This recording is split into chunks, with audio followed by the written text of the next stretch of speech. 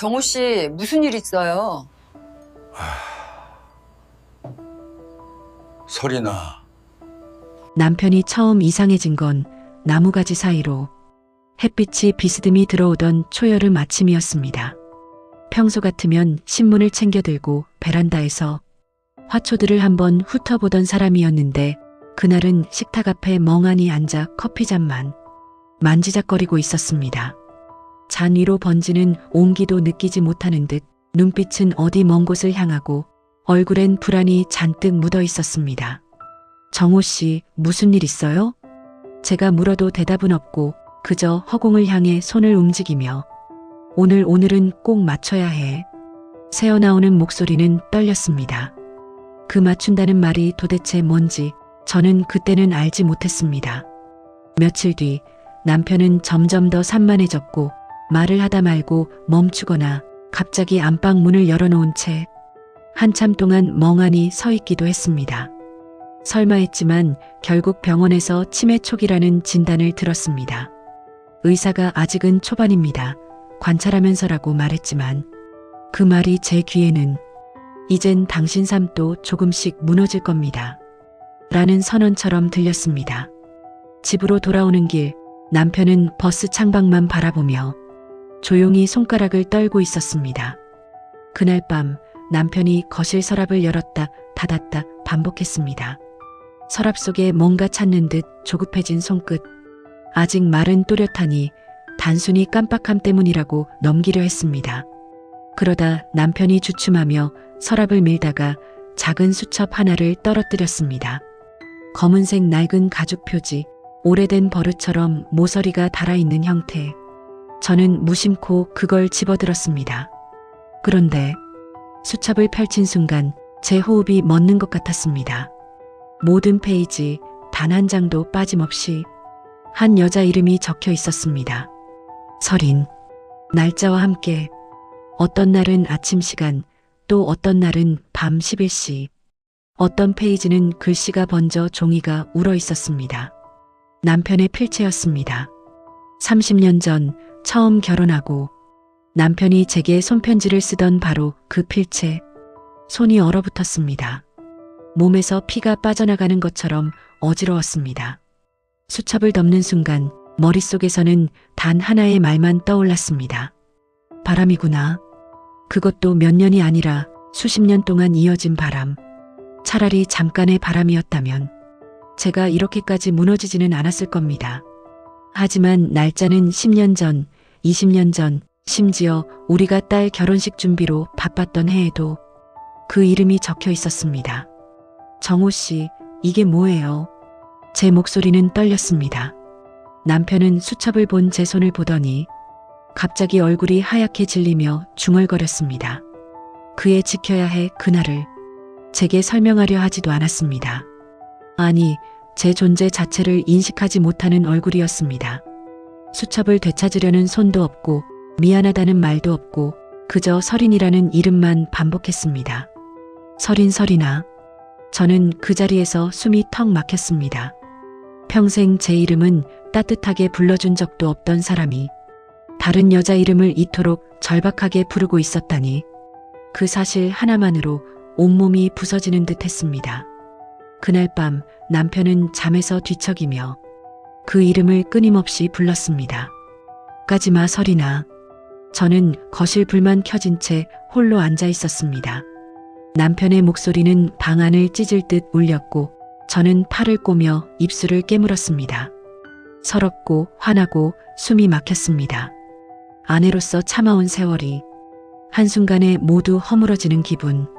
이제라도 알아낸 게 다행일까? 아니면 모르고 살았으면 더 나았을까? 수첩을 쥔 손이 떨렸습니다. 하지만 하나는 분명했습니다. 내 삶의 진실을 알아내야 한다는 것. 이름의 주인공이 누구인지, 남편이 왜 그토록 매달렸는지, 수십 년 동안 무엇을 숨겼는지, 그걸 밝혀내지 못하면 저는 이 결혼도 제 인생도 다 거짓이었다고 인정하는 셈이었습니다. 그날 저는 마음속으로 조용히 다짐했습니다. 설인 내가 누구든 반드시 찾아낼 거야. 다음 날 아침 남편은 눈 뜨자마자 거실로 비틀거리듯 걸어 나왔습니다. 그리고 테이블 위를 뒤지고 있었습니다. 수첩을 찾는 것이 분명했습니다. 하지만 저는 일부러 모른 척했습니다. 어젯밤 그 무너지는 느낌을 또 겪을 용기가 없었습니다. 남편은 점점 숨소리가 가빠졌고 소파 밑, 신발장, 심지어 냉장고 안까지 열어보며 제정신이 아닌 얼굴로 중얼거렸습니다. 그 애가 기다리는데 내가 가야 내가 맞춰야 하는데 저는 결국 폭발했습니다. 누구야 그 애가 대체 누구냐고. 제 목소리가 거실벽에 울렸습니다. 남편은 움찔했지만 곧 다시 수첩을 찾기만 했습니다. 제 말엔 대답도 못하고 고개를 떨군 채 마치 어린아이처럼 불안에 떠는 모습만 반복했습니다. 그 모습조차 저를 더욱 미치게 만들었습니다. 수첩을 잃어버린 사람의 표정이 아니라 누군가와 중요한 약속을 저버린 사람의 표정 같았으니까요. 점심 무렵 저는 딸 가영에게 전화를 걸었습니다. 가영아, 아빠가 요즘 좀 이상해. 처음엔 딸도 가볍게 넘겼습니다. 하지만 제가 다른 여자 이름이 적힌 수첩 이야기를 꺼내는 순간 딸의 목소리가 확 달라졌습니다. 엄마, 그건 그냥 치매 때문에 헷갈린 걸 수도 있어. 30년 전 날짜부터 적혀 있는데. 제 말에 딸은 한동안 말이 없었습니다. 그리고 낮게 한숨 쉬며 말했습니다. 엄마, 아빠 그런 사람 아니잖아. 그런 사람 아니니까 더 무섭지. 딸의 위로가 오히려 제 마음을 더 흔들었습니다. 아빠를 믿고 싶은 딸의 마음도 이해됐지만 저는 지금 제 감정이 어디에 서 있는지도 모르겠는 상태였습니다. 오후에 남편의 주머니에서 작은 종이 쪽지가 떨어졌습니다. 저는 그걸 주웠습니다. 편의점 영수증 뒤에 적힌 메모. 설인사시. 저는 찢어질 듯한 분노에 손끝이 말라붙었습니다. 정호 씨, 사시에 누구 만나러 가는 거야? 고개를 들지 않은 채 남편은 중얼거렸습니다. 미안해, 내가 그 애를 더. 목소리는 떨렸고 말끝은 흐려졌지만 한 가지는 명확했습니다. 그 애에게 자신이 미안하다는 것. 평생 한 번도 저한테 그런 톤으로 말한 적 없던 남자. 그때 저는 남편에게 소리를 질렀습니다. 당신은 평생 나한테 미안하단 말을 한 적이 없어. 왜 그 여자한테만 미안한 건데? 제 목소리가 갈라져 나왔습니다. 남편은 놀란 듯 나를 바라보았지만 그 눈에는 제가 아니라 다른 사람의 모습을 찾는 듯한 공허함만 가득했습니다. 설인? 그 말에 제 무릎이 풀릴 뻔했습니다. 남편은 분명 설인을 찾고 있었습니다.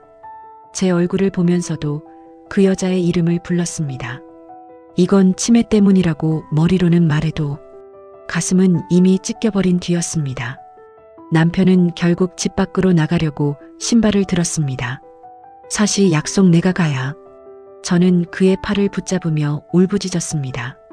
그 애가 누군데? 왜 그 애를 지켜야 하는데?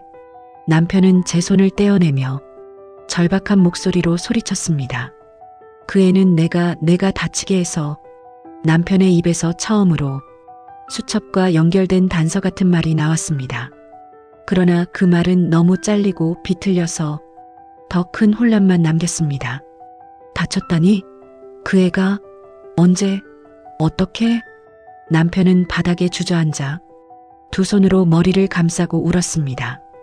미안해, 내가. 그 울음은 남편이 30년 결혼 생활 동안 한 번도 보인 적 없는 무너지는 울음이었습니다. 하지만 저는 그 울음의 이유가 제가 아니라 그 여자 때문이라는 사실에 더 크게 절망했습니다. 그날 밤 남편은 잠든 채 또 그 이름을 불렀습니다. 설인아, 내가 미안해. 저는 수첩을 가슴에 끌어안고 새벽까지 잠을 이루지 못했습니다. 남편이 지키고 싶어 한 건 가족인 나도 딸도 아니었습니다. 남편의 마음속 누군가였습니다. 이제 저는 알았습니다. 남편은 오랫동안 저 말고 다른 누군가를 향해 살았다는 것을. 그리고 저는 결심했습니다. 그 여자가 누구인지 반드시 직접 찾아가겠다고. 점심 무렵 남편은 갑자기 외투를 뒤적이며 주머니를 뒤집어 엎기 시작했습니다. 지갑, 영수증, 오래된 메모지. 그 안에서 작게 접힌 종이 한 장이 바닥으로 떨어졌습니다. 저는 기계처럼 그 종이를 주워들었습니다. 반이동 12-4 사시 방문. 그리고 그 밑에 작게 적힌 글씨. 서린보호. 그 순간 등골이 서늘해지며 제 뱃속까지 얼음물이 들어오는 듯 했습니다. 남편이 말하던 그 지켜야 하는 그날, 대체 무엇을 말하는 걸까? 저는 용기를 내서 물었습니다. 여기 이 주소가 뭐예요? 남편은 제 손에서 종이를 낚아채듯 가져가 주머니 깊숙이 구겨 넣었습니다. 그리고는 고개를 저으며 중얼거렸습니다. 몰라도 돼. 그 말은 너는 끼어들지 말라는 말과 같았습니다. 저는 점점 벽에 몰리는 기분이 들었습니다. 내가 모르는 남편의 세계가 있었고 그 세계는 설인이라는 이름을 중심으로 30년 동안 단단히 닫혀 있었던 겁니다. 저녁이 되자 남편은 집안을 어슬렁거리며 거실 안방 베란다 다시 거실을 끝도 없이 맴돌았습니다. 그 얼굴에는 불안, 초조, 죄책감이 뒤섞여 있었습니다.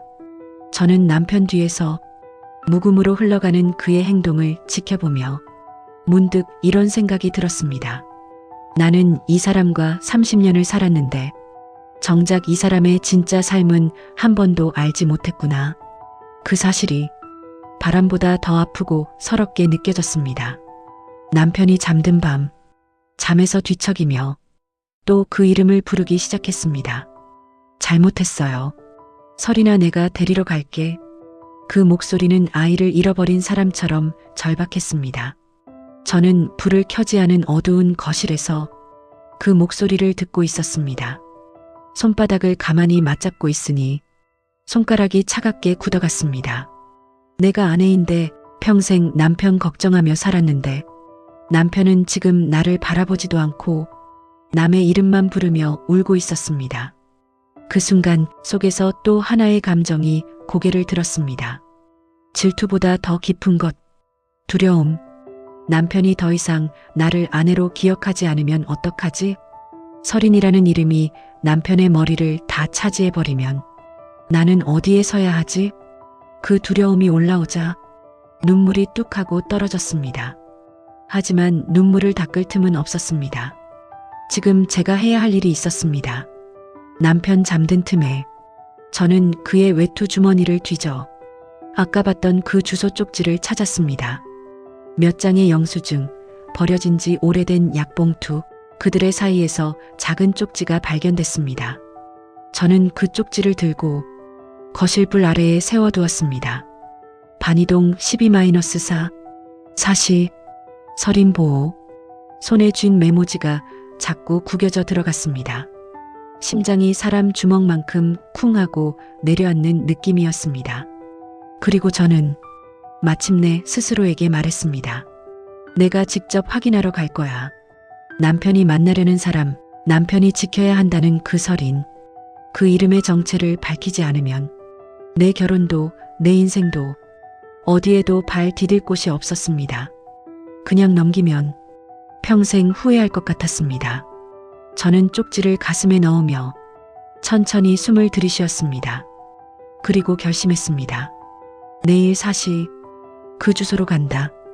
어떤 진실이 기다리고 있든. 다음 날 시계는 3시 20분을 가리키고 있었습니다. 남편은 안방 침대에 누워 낮잠을 자고 있었고 저는 외투를 걸치고 조용히 집을 나섰습니다. 남편이 눈치채지 못하게 딸에게도 알리지 않은 채 혼자 버스를 2번 갈아타고 반이동에 내려 골목길을 따라 걸었습니다. 간판들은 오래돼 글씨가 벗겨져 있었고 길가 화분들은 물을 오래 못 받은 듯 말라 있었습니다. 그 골목 끝에서 저는 그 주소 12-4라는 작은 숫자가 적힌 낡은 건물을 보았습니다. 약국과 슈퍼 사이에 끼어 있는 작은 2층 건물. 겉보기엔 평범했지만 어딘가 오래된 그림자 같은 기운이 느껴졌습니다. 그곳에서 남편이 30년 동안 날짜를 맞춰 찾아왔다는 사실이 제 가슴을 서늘하게 식혔습니다. 현관문 앞에 서서 몇 분이나 숨을 고르고 있었습니다. 들어가면 내가 상상도 못한 진실이 기다리고 있을까? 정말 다른 여자일까? 아니면 더 무서운 무언가? 손잡이를 잡으려는 순간 문이 갑자기 안쪽에서 열렸습니다. 쾅! 놀라 뒤로 물러서는 사이 30 중반쯤 되어 보이는 여자가 나왔습니다. 짧은 단발머리, 수수한 회색 가디건, 피곤함이 묻은 얼굴. 그녀는 저를 보고 잠깐 멈칫하더니 어디선가 본 듯한 눈빛으로 조심스레 물었습니다. 혹시 박정호님 가족이세요? 그 이름, 남편의 이름을 듣는 순간 심장이 철렁 내려앉았습니다. 네, 저는 아내예요. 그녀의 얼굴이 조금 굳어졌습니다. 놀람, 당황, 뭔가 말 못하는 표정, 그리고 아주 작은 목소리로 말했습니다. 들어오시겠어요? 다 아셔야 할 것 같아요. 그 말은 문을 여는 것이 아니라 30년 묵은 진실을 여는 것처럼 들렸습니다. 안으로 들어서자 향기 없는 방 냄새, 오래된 전기난로에서 올라오는 눅눅한 바람, 벽에 걸린 낡은 사진들이 보였습니다. 어린아이 얼굴이 흐릿하게 찍힌 흑백 사진 몇 장. 그중 한 장에 6살쯤 되어 보이는 여자아이 사진이 있었습니다. 그 순간 여자의 목소리가 들렸습니다. 저는 한설인이에요. 숨이 멎었습니다. 그 이름, 30년 동안 쌓아온 그 이름, 저 몰랐습니다. 아저씨, 그러니까 남편분이 아직도 저를 기억하고 계신 줄은. 눈앞이 흔들렸습니다. 그녀는 남편이 매달렸던 누군가였지만 제가 상상한 다른 여자의 모습은 아니었습니다. 어린아이의 얼굴이 남아있는 눈, 상처가 오래 묵은 사람의 말투, 그리고 말끝을 자꾸 삼키는 모습. 저는 가까스로 입을 열었습니다. 남편이 왜 당신 이름을 30년 동안 노트에 기록을 했을까요? 그러자 설인의 어깨가 천천히 무너졌습니다. 아저씨가요. 마치 오래 들고 있던 짐을 내려놓는 사람처럼. 아저씨는 저 때문에 평생 죄책감에 사셨어요. 그녀의 목소리는 울음이 비치는 얇은 유리 같았습니다. 아저씨가 제 부모님이 돌아가신 사고와 연관이 있었어요. 그 말은 방 안 공기를 단숨에 무너뜨렸습니다. 숨소리가 멈춘 채 저는 설인을 바라봤습니다. 그때 저는 6살이었고 아저씨는 사고 이후 저를 찾아왔어요. 저를 지켜준다는 이유로 아동센터에 후원도 하고 매달 날짜를 맞춰서 보고 가기도 하고. 그녀는 손등으로 눈을 살짝 가렸습니다. 그런데 저는 몰랐어요. 제가 어른이 돼서야 그분이 그 사고와 연관이 있었다는 걸요. 저는 벽에 손을 짚었습니다. 다리가 휘청거려서 버티지 못하면 그 자리에서 주저앉을 것 같았습니다. 아저씨는 저한테 한 번도 변명하지 않았어요. 그냥 제가 잘 사는지 밥은 먹었는지 그것만 묻고 가셨어요. 그녀의 말은 날카로운 바늘처럼 제 가슴을 찔렀습니다. 남편은 바람을 피운 게 아니었습니다. 다른 여자를 사랑한 것도 아니었습니다. 남편은 부모를 잃고 혼자 자란 한 아이에게 평생 죄를 갚으려 했던 것입니다. 그러나 그 사실을 아내인 저는 단 한 번도 듣지 못했습니다. 그는 혼자서 30년을 견디고 기억하고 죄책감에 묶여 살았던 겁니다. 이제야 퍼즐처럼 맞춰졌습니다. 하지만 이상하게도 가슴은 더 아파졌습니다. 남편은 왜 혼자 이 짐을 안고 살아야 했던 걸까? 왜 나에게 한 번도 말하지 않았던 걸까? 그리고 또 하나, 남편의 치매가 시작되면서 그 죄책감의 문도 동시에 열리고 있다는 사실. 설인이 조용히 말했습니다. 아저씨가 마지막으로 기억하려 하는 건 아마 저보다도 그날의 기억일 거예요. 그걸 혼자 감당하면 무너져요. 저는 벽을 짚은 손에 힘을 주었습니다. 남편의 죄가 아닌 남편이 혼자 짊어진 생의 무게가 제 몸속으로 밀려 들어왔습니다. 그리고 나는 알았습니다. 이제부터 내가 해야 할 일은 남편을 비난하는 게 아니라 그가 평생 감추고 살아온 짐을 함께 버텨주는 것이다. 집으로 돌아오는 길, 저는 버스 창문에 비친 제 얼굴을 오래 바라봤습니다. 마치 다른 사람 같았습니다. 어제까지는 남편에게 여자가 있다는 생각만으로 가슴이 찢어질 듯 아팠는데 오늘은 또 다른 종류의 통증이 있었습니다. 30년을 혼자 짊어지고 살았다고? 그걸 나에게 한 번도 말하지 않았다고? 배신감인지 안타까움인지 분노인지 연민인지 감정들이 서로 뒤엉켜 가슴에 매듭처럼 묶여 있었습니다.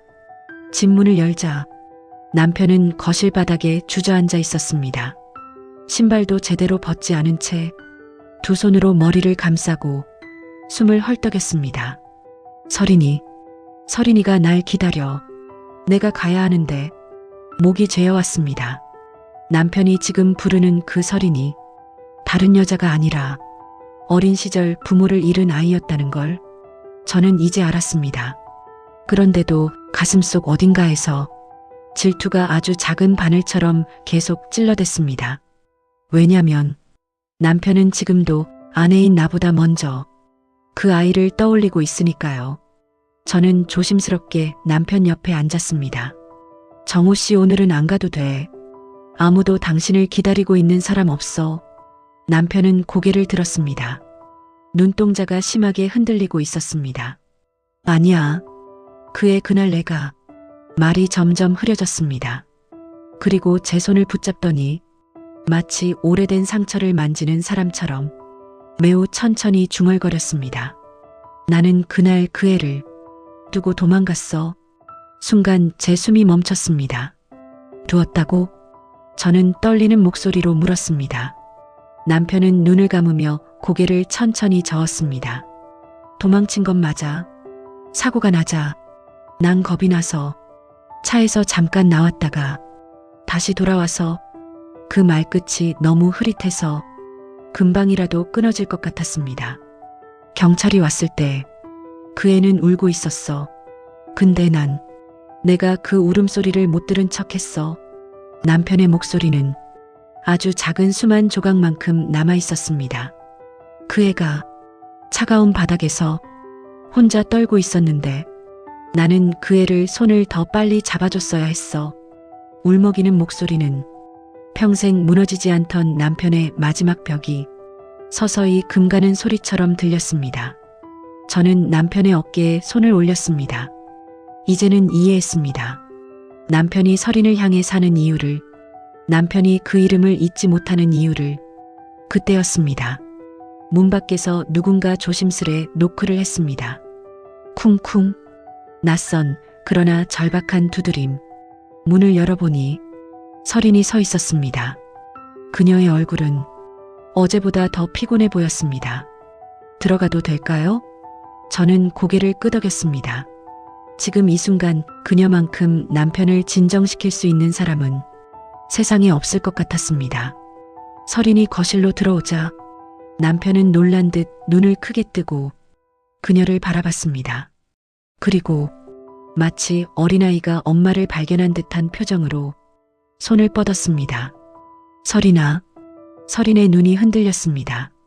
그녀는 제 눈치를 살짝 보았지만 곧 남편 곁으로 다가갔습니다. 아저씨, 저예요. 저 왔어요. 그녀의 목소리는 아주 부드럽고 조심스러웠습니다. 남편은 그 소리를 듣고 울음을 터뜨렸습니다. 미안해. 서린아, 아저씨가 미안해. 그 자리에서 그는 아이처럼 어깨를 들썩이며 울었습니다. 서린은 그의 손을 잡아주었습니다. 너무 익숙한 오래된 그림처럼 자연스러운 장면. 저는 멈춰서서 그 두 사람을 지켜보았습니다. 아내인 나는 그 방에 있는데 남편의 마음속 가장 깊은 곳은 30년 전 그날에 멈춰 있었다. 쓴맛이 밀려왔습니다. 하지만 이상하게 질투보다 더 큰 감정이 있었습니다. 안도. 제가 감당할 수 없는 남편의 무너짐을 이 여자가 서린이가 받아주고 있다는 안도. 그리고 또 하나. 이제부터는 나도 이 안으로 들어가야 한다. 남편의 죄책감 속으로, 서린의 상처 속으로, 그리고 우리 셋의 진짜 이야기 속으로. 남편이 울음 속에서 제 이름을 불렀습니다. 수진아. 저는 그 이름에 반응해 천천히 남편 곁으로 다가갔습니다. 이 순간 나는 알았습니다. 이제부터 시작되는 이야기는 둘이 아닌 셋이 함께 써 내려가야 한다는 것을.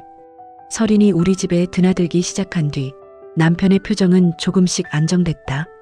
내 눈에는 그 모습조차 질투인지 안도인지 모를 감정으로 뒤섞여 보였다. 남편은 내가 아무리 말을 걸어도 제대로 대답하지 않던 사람이 설인의 목소리가 들리면 금세 눈빛이 또렷해졌다. 그게 아내인 나로서는 도저히 받아들이기 힘든 현실이었다. 어느 저녁 남편은 소파에 앉아 양손으로 머리를 감싸며 헛소리를 중얼거리고 있었다. 그날 내가 더 빨랐으면. 나는 조심히 다가갔다. 정호 씨, 무슨 말이에요? 무슨 날인데 그렇게. 남편은 헛손질을 하며 허공을 붙잡으려는 듯 흔들리는 손끝을 내밀었다. 아이가 울고 있었는데 난 도망쳤어. 처음엔. 그 말을 듣는 순간 심장이 거꾸로 쏟아지는 듯 했다. 도망쳤다니? 무슨 사건이 있었던 걸까? 남편의 말은 여기저기 끊어져 더 큰 혼란만 남겼다. 그때였다. 문이 열리며 설인이 들어왔다. 남편은 그녀를 보는 순간 거의 울다시피 손을 뻗었다. 설인아. 그 소리, 그 절박한 떨림. 나는 그 모습을 본 순간 가슴이 땅에 내리꽂히는 것 같았다. 남편은 나도 딸도 아닌 그 여자를 가장 먼저 찾는다. 설이는 남편 앞에 앉아 그의 손을 조심스레 감싸며 말했다. 저 여기 있어요. 아저씨, 괜찮아요. 그러자 남편의 호흡이 서서히 진정됐다. 아까까지 울부짖던 사람이 그녀의 손을 잡고 아이처럼 한숨을 쉬며 가라앉았다. 나는 그 모습을 보며 손끝이 달아오를 정도로 치를 떨었다. 이제 그만 와요. 내 목소리는 떨렸다. 설인이 놀란 눈으로 나를 봤다. 죄송해요. 저는 단지 뭐죠? 내가 끊었다. 남편이 당신만 보면 안정되니까 그걸 이용하는 거예요? 어머니, 그런 의도 아니에요. 설인이 황급히 손사래를 쳤다. 그럼 왜 매번 이렇게 달려오는 건데요? 말이 너무 날카롭게 나왔다는 걸 알면서도 입을 다물 수가 없었다. 설인은 잠시 눈을 내리깔았다. 그리고 아주 조심스럽게 말했다. 그건 아저씨가 저를 처음 구해준 사람이니까요. 나는 당황해 고개를 들었다. 구해줬다고? 설인은 손을 꼭 쥐어짜며 말했다. 아저씨가 그날 저를 먼저 꺼내줬어요. 차 안에서 제가 울고 있을 때 남편의 눈가에 눈물이 맺혔다. 모든 진실을 뚫고 들어왔다. 남편은 사고의 가해자가 아니었다. 하지만 사고를 처음 목격했을 때 겁에 질려 몇 발짝 뒤로 물러났던 자신을 30년 동안 용서하지 못한 거였다. 그 단 몇 초, 그 찰나의 도망침, 그게 남편의 평생 죄책감이었다. 그리고 불길이 더 번지기 전에 다시 뛰어가 차 문을 뜯고 어린 설인을 밖으로 꺼낸 사람, 그게 남편이었다. 하지만 이미 늦어. 설인의 부모는 구하지 못했다. 그래서 남편은 자신을 평생 가해자처럼 여기며 살았던 거였다. 나는 그 순간 남편이 왜 그토록 설인을 찾았는지 깨달아 버렸다. 아내인 나나 딸인 가영이 아닌 남편이 처음으로 누군가의 생명을 직접 구한 일이자 동시에 평생의 상처가 된 아이, 설인이었다. 나는 천천히 소파에 주저앉았다. 몸의 힘이 모두 빠져나간 듯했다. 그래서 당신은 30년 동안 그 애를, 말을 잊지 못했다. 남편은 죄인처럼 고개를 떨궜다. 난 그 애가 부모 없이 나처럼 되게 하고 싶지 않았어. 그 말이 내 심장을 찔렀다. 그 애를 위해 30년을 산 사람, 그걸 아내인 나는 한 번도 알지 못했던 사람. 나는 울컥하며 말했다. 그럼 나는 뭐였어요, 정호 씨? 나는 당신 인생에서 도대체 뭐였던 거냐고. 남편은 아내인 나를 바라보며 천천히 손을 뻗었다. 하지만 나는 그 손을 붙잡지 못했다. 그 순간 우리는 세 사람 모두 울고 있었다. 서리는 남편의 죄책감, 내 질투와 상처, 자신의 고통, 그 모든 걸 뒤집어 쓴 얼굴로 아주 조용히 말했다. 제가 말해야 할 게 있어요. 그날이 어떻게 된 건지, 그리고 침대 머리맡에 앉아 오랫동안 감춰뒀던 진실을 마침내 꺼내려 하고 있었다. 서리는 손등을 뜨겁게 비비며 숨을 크게 한번 들이켰다. 그리고 마침내 30년 동안 아무에게도 하지 않았던 이야기를 시작했다. 그날 아저씨는 저를 첫 번째로 발견한 사람이었어요. 나는 숨을 고르며 그녀의 말을 기다렸다. 서린의 눈이 아주 천천히 흔들렸다. 사고는 저희 집 차가 먼저 난 거예요. 아저씨가 낸 게 아니었어요. 그 말에 내 눈이 본능적으로 남편을 찾았다. 남편은 두 손을 무릎 위에 올린 채 아이처럼 움츠린 자세로 떨고 있었다. 서리는 계속 말했다. 비가 많이 오던 날이었어요. 앞에 가던 저희 차가 갑자기 빗길에 미끄러졌고 중앙선을 넘어 가드레일에 부딪힌 뒤 뒤집혔어요. 그 장면을 상상하자 가슴이 자신도 모르게 움찔했다. 아저씨는 그 뒤를 따라오던 차였어요. 사고를 낸 게 아니라 사고를 처음 목격한 사람이었죠. 남편의 눈가가 젖었다. 그는 떨리는 목소리로 중얼거렸다. 근데 난 겁이 나서 처음에 뒤로 물러섰어. 서리는 고개를 저었다. 그건 누구라도 그래요. 그건 죄가 아니에요. 남편은 눈을 감았다. 근데 내가 한 발 더 빨랐으면 부모님도. 그 말이 끊기는 순간 거실 공기가 무너졌다. 나는 한참을 말 못했다. 남편이 그날을 도망침으로 기억했던 건 사고의 원인이 아니라 자신이 처음 두려움에 얼어붙었던 그 5초 때문. 그 5초가 남편의 30년을 삼켜버린 거였다. 서린의 목소리가 떨렸다. 아저씨는 그날 다시 뛰어오셨어요. 문을 뜯고 저를 먼저 꺼냈어요. 제가 아저씨 등을 붙잡고 울고 있는데 저희 차에서 불이 났어요. 남편의 어깨가 크게 흔들렸다. 나는 남편 얼굴을 처음 보는 사람처럼 바라보았다. 30년 전 그날 그는 영웅도 아니고 가해자도 아니고 그저 겁먹고 흔들렸지만 끝내 아이를 구한 한 사람의 청년이었구나. 서린이 손으로 눈물을 훔쳤다. 아저씨가 아니라면 저는 지금 여기 없어요. 남편의 입술이 심하게 떨렸다. 근데 내 부모는 내가 살리지 못했어. 그건 누구도 못했어요. 서린이 단호하게 말했다. 아저씨가 못 구한 사람이 아니라 저를 이 세상의 행복을 겪게 해준 사람이에요. 나는 그 말을 들으며 나도 모르게 손을 입으로 가져갔다. 심장이 조여와 숨이 잘 안 쉬어졌다. 30년, 그 긴 시간 동안 남편은 나에게 단 한 번도 말하지 않았다. 하지만 죄책감이라는 건 말로 나누는 게 아니라 그 사람의 뼛속을 깎아내는 고통이라는 걸 나는 이제야 이해했다. 남편이 다시 울음을 터뜨렸다. 내가 처음에 두려워서 한 발 뒤로 물러서지만 않았으면. 그 말이 방안을 찢어놨다. 나는 남편에게 다가갔다. 그가 울고 있는 모습이 너무나 낯설고 너무나 슬펐다.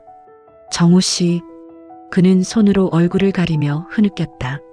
내가 내 부모님을 버린 것 같아서 평생 숨도 제대로 못 쉬고 살았어.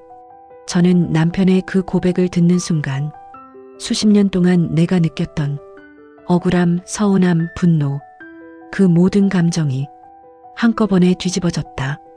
이 사람은 평생 동안 한 사건을 끌어안고 혼자 살아낸 사람이었다. 그리고 나는 그 삶을 모른 채 옆에서 아내 역할만 했던 사람. 서린이 제 쪽을 바라봤다. 어머니, 아저씨가 저를 돕는 건 저를 좋아해서가 아니라 미안해서예요. 잘못한 게 아니라 못 지켜준 것 같아서였어요.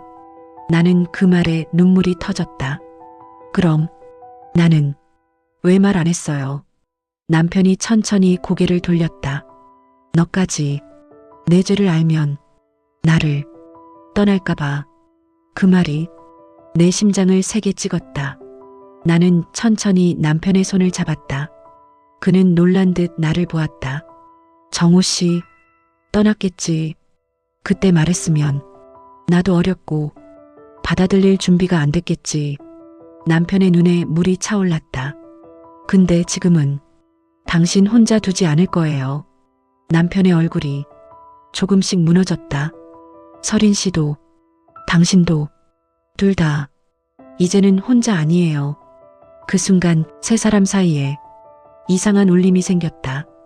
과거와 죄책감, 질투와 오해, 미움과 이해, 모든 감정이 서로를 향해 천천히 흘러가는 느낌.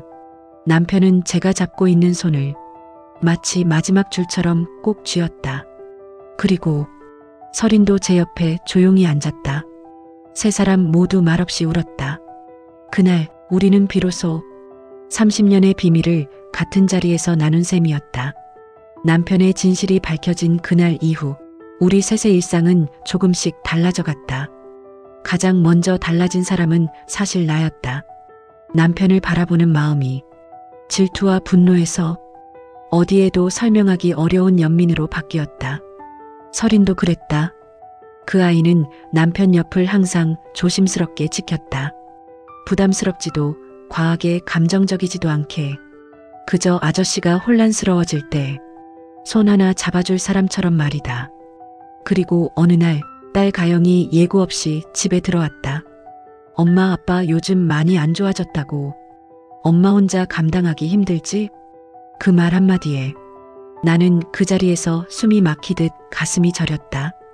딸은 이미 모든 걸 알고 있었다. 내 표정과 집안 분위기만 봐도 눈치챌 수 있었던 모양이다. 나는 결심했다. 이제 더는 숨기지 말자고. 그래서 가영에게 남편의 진짜 과거를 차근차근 모두 털어놓았다. 가영은 긴 이야기를 조용히 들었다. 그리고 한참 동안 아무 말도 하지 않았다. 엄마, 그녀가 입을 열었다. 아빠, 그걸 혼자서 감당해 온 거야? 나는 고개를 끄덕였다. 엄마까지 괴롭게 할까봐 말 못한 거였어. 가영은 손으로 눈을 훔쳤다. 엄마, 이건 엄마 혼자 감당할 문제가 아니야. 나도 가족이야. 그 말에 나는 울컥해 목이 메었다. 딸은 튼튼한 사람이었다. 그 존재만으로도 마음이 덜 흔들렸다. 그날 이후로 가영은 정기적으로 집에 오기 시작했다. 그녀는 놀랄 만큼 체계적으로 움직였다. 의사 상담 예약, 요양 등급 신청 정보, 상담센터 목록, 간병인 연결 시스템까지 빠짐없이 정리해서 우리 식탁 한쪽에 파일로 올려두었다. 엄마, 이건 내가 알아볼게. 엄마는 아빠 옆을 지켜줘. 그리고 서린 씨랑도 서로 도와. 그 말에는 딸 특유의 단단함이 있었다. 서린도 가영을 처음 보며 긴장한 눈빛을 가졌지만 가영이 도와줘서 고마워요 하고 먼저 고개 숙여 인사하자 그 긴장은 금방 풀어졌다. 그날 밤 나는 부엌에서 설거지를 하며 문득 생각이 들었다. 이 집이 이상하게 넓어졌다. 서린이 있고 가영이 있고 남편이 있고 그리고 내가 있는 집. 무엇 하나 완벽하지 않지만 서로의 부족함을 조금씩 채우는 집. 남편의 병세는 잘 지내다가 갑자기 무너지는 시기였다. 어느 날 저녁 남편은 갑자기 창문을 열려 했다. 서린아, 저기 불이. 그가 또 그날의 기억 속에서 방황하자 나는 너무 당황해 그의 손을 붙잡았다. 정우 씨, 괜찮아요. 여기 우리 집이야. 남편은 나를 보면서도 얼굴의 절반은 과거로 가 있었고 절반만 현재에 머물러 있었다. 그때 가영이 달려와 남편의 다른 팔을 잡았다. 아빠. 그녀는 단호한 목소리로 말했다. 아빠 괜찮아요. 여기는 집이에요. 저랑 눈 맞춰요. 남편의 시선이 천천히 흔들리며 가영에게 초점을 맞췄다. 가영아, 그 한마디에 딸의 눈이 붉게 물들었다. 그래요, 아빠. 저예요. 괜찮아요. 그 순간 설인도 조심스럽게 다가와 남편의 떨리는 손을 감싸 쥐어 주었다. 남편은 그녀를 보자 마치 오래 방치된 불이 꺼지는 듯 긴장이 천천히 풀어졌다. 설이나, 나는 그 모습을 보면서 부정할 수 없이 느꼈다.